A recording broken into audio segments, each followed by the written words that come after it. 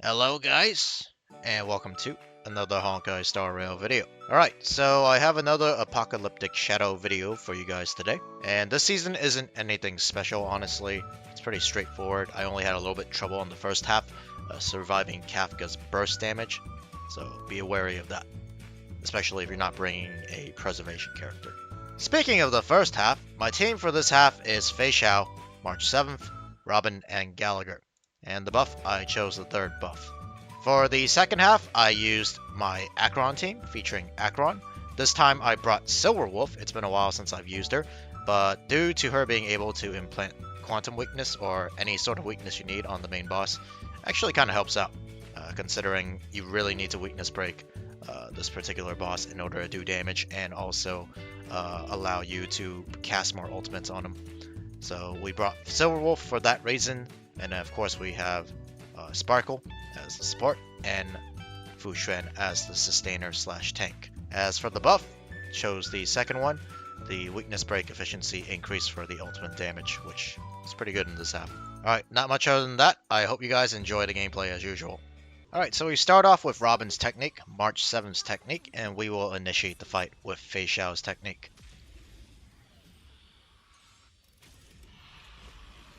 Kafka's gonna buff up the fire golem here. You gotta be careful here because that fire golem, when he's enraged, does a lot of burst damage. We're gonna make Fei Xiao the Shifu. Robin's skill. Here I'm just gonna basic the ice golem to a follow-up attack skill. And then now we're gonna pop Robin's ult to immediately advance forward. Everyone. Gonna pop March's ultimate here. And then use the enhanced basic attack.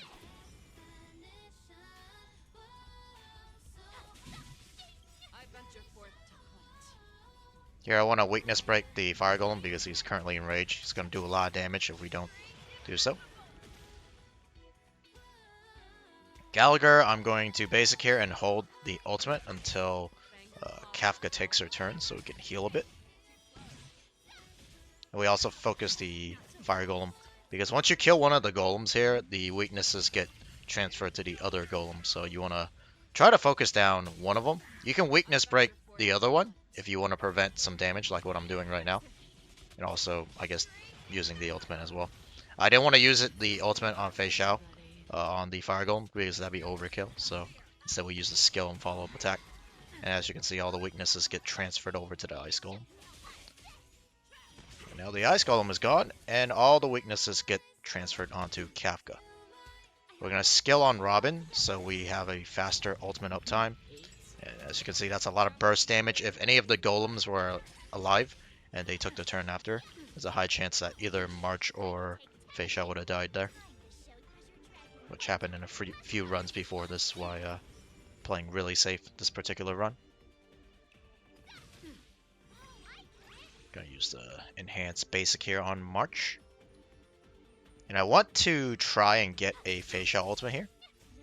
And a Robin ultimate, because we get our ultimates back whenever Kafka's weakness broken, so I want to make sure I get the most value out of this weakness break here. So we use up all the charges on Fei Xiao, and now we get 12 charges on Fei Xiao, and everyone else's ultimate also gets refreshed, including Robin's, which is why I used Robin's ultimate earlier. Now all we gotta do is just do some big damage onto her. Here I'm deciding, should I save Gallagher's ultimate or should I use it? I ultimately decide to use it because what I'm going to do here is probably use a skill on Robin to top her off. We have the extra skill points anyways. And by the time Kafka goes into her second phase, we should have Gallagher's ultimate or be close enough to it that it won't really matter. Fei Xiao's ultimate here. Doing about a little over 300k. Wow, March's enhanced basic did almost 300k as well. 270k, which is pretty high. Alright, on to the second phase. This part's pretty dangerous too. Especially if you let both of these dinosaurs go ham here. As you can see, one attack like that does a lot of damage, followed by a follow-up attack from Kafka. Alright. Now we're going to use Robin's basic and immediately advance forward. We don't need Kafka taking her turn because someone will die. So now we need Gallagher to use his ultimate so everyone can heal up.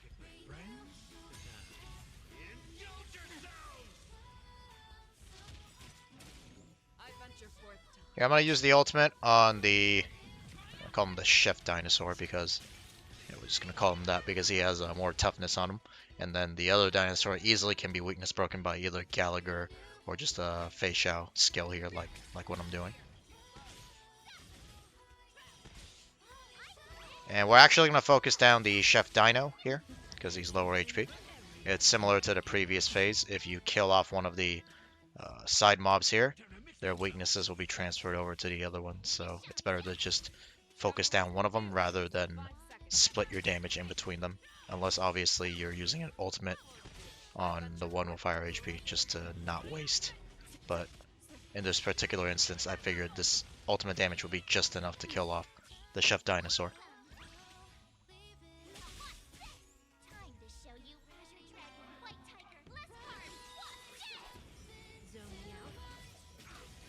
Alright, Robin's gonna use her skill again. We want to have as much uptime as possible. And with this team, there's literally almost little to no skill point issues. Both March and Gallagher are skill point positive, and Robin is technically skill point neutral, but I'm using her more skill point negatively to generate more energy. Alright, there's some damage. After March goes, we are going to use Robin's ultimate to advance her forward. And also power up the enhanced basic that she's about to unleash here. Boom! 165k on that dino. Big damage.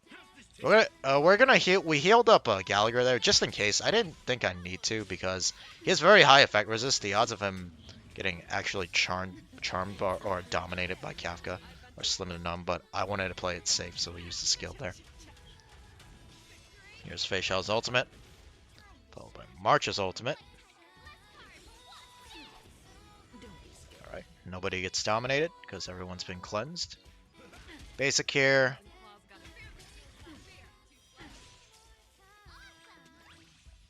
And we're going to weakness break Kafka here. Unfortunately, I wasn't able to get off the Fei Xiao ultimate before we got full stacks.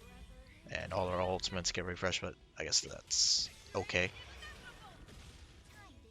Maybe I could have not basicked on Gallagher there. It might have affected the toughness reduction a little bit, so that might have been a misplay.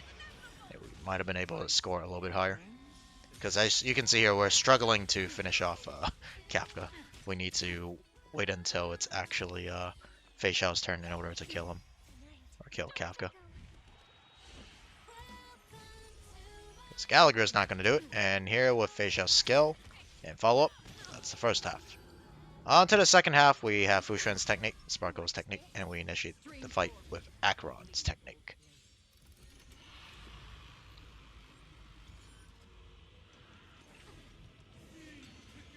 Here we're going to implant a weakness onto, I forgot his name, Sunday, there you go. And it's the Quantum weakness.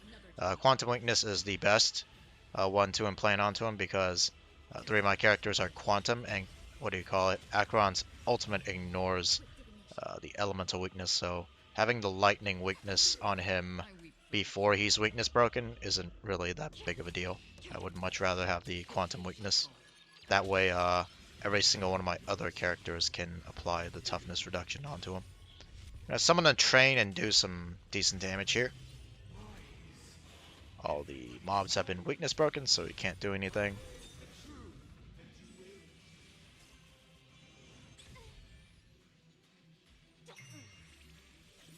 Pop Sparkle's ultimate.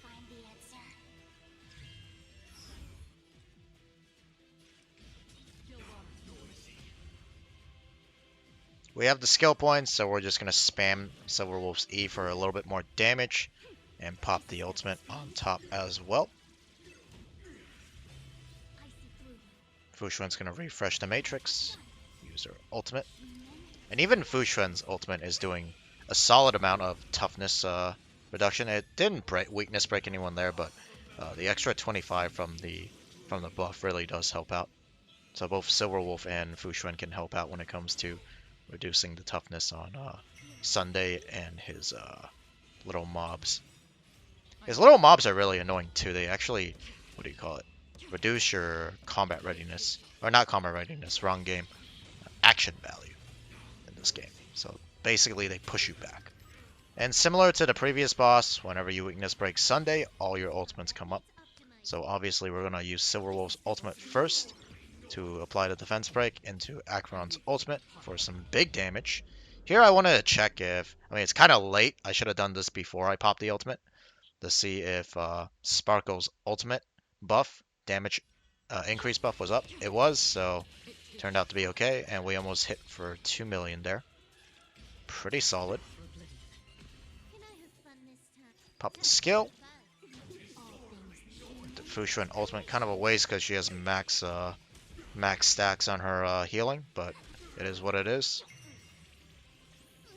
Now we pop Sparkle's ultimate.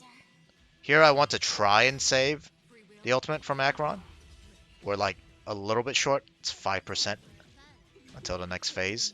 I really didn't want to use Acheron's ultimate here because it'd be a complete waste. We're going to not skill because the matrix is still up. That's what I've noticed. So we're just going to basic here on Fuxuan. And we're going to push up Acheron and pray that this skill kills him or pushes him to the next phase, and it does. So we have a ultimate. I'm going to skip the scene because I've seen this a million times already. We're going to pop Acheron's ultimate now. Unfortunately, the Crimson Knot stacks are on a random mob. But regardless, it still does a lot of weakness or toughness break to all the mobs here. So we're going to implant a weakness on Sunday here. It happens to be the lightning one, unfortunately. So instead of ulting Sunday, we use the ultimate on one of his mobs. So that will cause a weakness break and toughness reduction on Sunday as well. Now we need to refresh the matrix instead of using a basic attack here.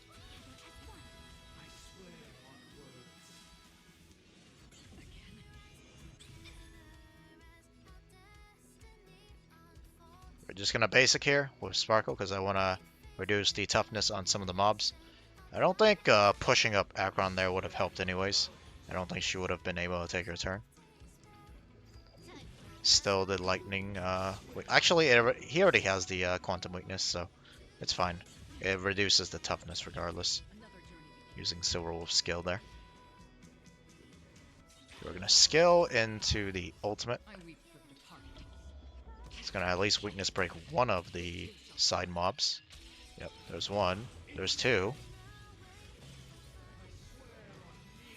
He's got one more action before he unleashes his big attack, that giant nuke. I know my ultimate's coming up here, so we want to split the toughness between the two mobs. The ultimate, two of them will be weakness broken. I can summon the train as well for even more toughness reduction, and we also get a bigger shield before Sunday's action. We get one more weakness break here from Sparkle. Pop into Sparkle's ultimate. So now we have a 4,000 shield. And hopefully that's enough for this attack here, because it hits very hard. And without the shield, I'm pretty sure Fuxuan just explodes. In fact, she almost dies here. She gets very low, because it's a giant AoE.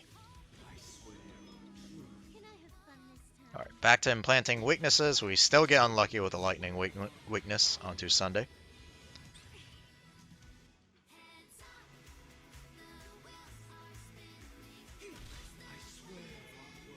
Push up Acheron here.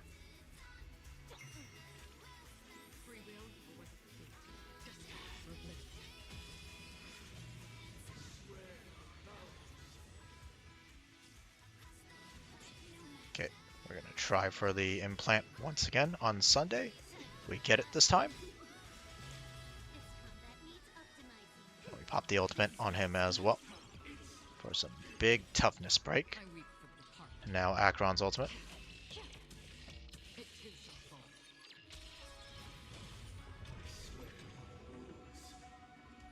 Now we want to try and weakness break Sunday before he gets off his second nuke, because this time I'm pretty sure Fuxuan will die.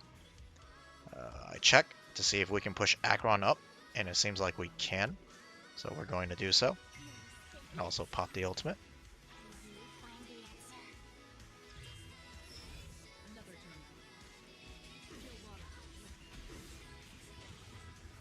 Alright, and with this, we should be able to, what do you call it? Weakness Break Sunday, and we'll have all our ultimates up. Use the skill here, just because it gives me enough energy for the ultimate, so we can Weakness Break multiple enemies. And the ultimate comes back up anyways, so didn't really matter. Alright, here's Silver Wolf's ultimate for the D-Break as usual. I popped Fu Shen's ultimate this time just cause. And then we'll go into Acheron's ult for some big damage. This time we hit over 2 million. Just gonna use a skill here. We're maxed out on skill points anyways. Push up Acheron again. And then use the ultimate. It doesn't really matter. Sunday's at 2% HP. We could probably kill him with a basic, but we're not going to. Use the skill and finish him off. And there you go. That's the run. 68k. Not bad. Alright, let me go over my characters and their gear real quick. Starting off with Fei Xiao. These are her stats. A little bit low on the crit damage, but we need as much crit rate as possible. And that's helpful, thanks to her Lycone, cruising in the Stellar Sea at S5. Traces, like I said before, are not fully maxed. I still have to work on them, waiting for that double drop event to happen. Hopefully it comes soon. These are her relics. They're not too bad, but they could definitely use some improvement. At least I got the 4-piece set for the Planar Sphere and Link Rope. It's a broken set, but the substats are at least decent / good. Eidolons, she doesn't have any Eidolons. Alright, next is March 7th. These are her stats. Lycone is only Silence Remains at S4. This is like the very first Hunt Lycone I built up for my Dan Hung originally when I was using him. And it's just leftover gear that I have, so pretty useful. Traces are also not maxed out, but her basic attack, which is the majority of her damage, is maxed out. I could still get some attack and crit damage from this node, but once again, waiting for that double drop event. These are relics, 4-piece Musketeer and 2-piece Rutilant. The pieces here are actually, some of them are from my old Silver Wolf build, and then the Planar Spheres. This is basically Dan Hung's gear, although Dan Hung is using this Link Rope, but the Planar Sphere is definitely my Imbibed Lunane's Planar Sphere when I used to use him. As for Eidolons, she's at Eidolon 6. Alright, next is Robin. These are her stats. Lycone is, but the battle isn't over at S1. Her traces are pretty bad as well. She's missing a speed and attack node, which are two of the most important nodes. So yeah, definitely got to work on her. Her relics are pretty solid though, I'm not gonna lie. Like, some of these pieces are pretty damn good. Especially this piece here with 9 speed on attack boots. Very, very solid. As for Eidolon, she's at Eidolon 0. Alright, on to Gallagher. These are his stats. Lycone is Quid Pro Quo at S5. Traces are pretty much done. I guess I could put one more point in his talent and maybe this effect resist node, but it's not a super priority compared to like my damage dealers. These are his relics, 2-piece speed, 2-piece break effect, and a 2-piece planar sphere that 2-piece planar sphere effect that I'm not going to try to pronounce. The Forge of something lantern. As for Eidolon, he's at Eidolon 6. Alright, Acheron is next. These are her stats. They looked pretty cracked, but honestly, I'm still not satisfied. I'll tell you more when I get to her relics. Lycone is her signature at S1. Traces are pretty much maxed out, other than the basic. Onto her relics, this piece is great, as well as this one. This one, I guess I'll settle for, but if I ever find a piece with attack percent instead of flat attack, it'd probably be slightly better. For now, I'll have to do. Boots, I mean, it's got double crit, and it rolled twice, but I want that triple roll into either crit rate or crit damage, so I'm still not really satisfied with these pair of boots. cards, even though they are definitely usable. And of course, the planar sphere is her weakest piece. Like, this rolled absolutely horribly. And I actually probably prefer, I think attack percent beats out lightning damage by a little bit. But with lightning damage, you can have attack percent, crit rate, crit damage as the substats. So you have a better pool of substats available. So I prefer lightning damage. But if I do get another attack percent planar sphere with double crit, I just want it to roll better than how this rolled. And I'll probably roll with that. Link Rope is good though. It's got 3 crit sub rolls, so I'll take that. As for Eidolon, she's at Eidolon 2. Alright, next is Silver Wolf. These are her stats. A little bit low on the effect hit rate here. She needs about 98% effect hit rate to guarantee the weakness implant, but it is what it is. Like as before, a tutorial mission at S5. Traces almost maxed out. Not completely sure if I want to max them out because I rarely use her anymore nowadays. It just happens to be one specific scenario or boss that she's good in this particular season of Apocalyptic Shadow. These are relics. She used to be on a 4-piece musketeer, but I had to take away some of the pieces for March 7th, so instead I put her on a 2-piece speed and a 2-piece attack. It's almost pretty much the same thing. She loses a little bit of damage on her basic attacks, but honestly I was skill spamming the entire battle, so it wouldn't have made much of a difference. She does not have any Eidolons. Alright, next is Sparkle. These are her stats. Need more effect resist, but her Lycone is Dance Dance Dance at S4. These are her traces. Could be a little bit maxed out or more maxed out for slightly more damage. These are her relics, 4-piece speeds, hackerspace set. And a useless broken keel set because, like I said, I don't have the effect resist. I have to go back to that simulated universe to farm for it. Eidolon, she's at Eidolon 0. And finally, we are at Fu Xuan. These are her stats. Lycone is Trend of the Universal Market at S4. Traces, yeah, they're pretty bad. I mean, yeah, I probably want to max out her Matrix at some point. That crit rate does help out quite a bit. These are her relics, 2-piece HP, 2-piece speed set, and a 2-piece Fleet of the Ageless set as well. Eidolon, she's at Eidolon 0. Alrighty guys, well that's going to be it for this Honkai Star Rail video. If you guys enjoyed the video, as usual, please make sure to leave a like and subscribe. But other than that, I'll see you guys in my next Honkai Star Rail video. Until then, take care and peace.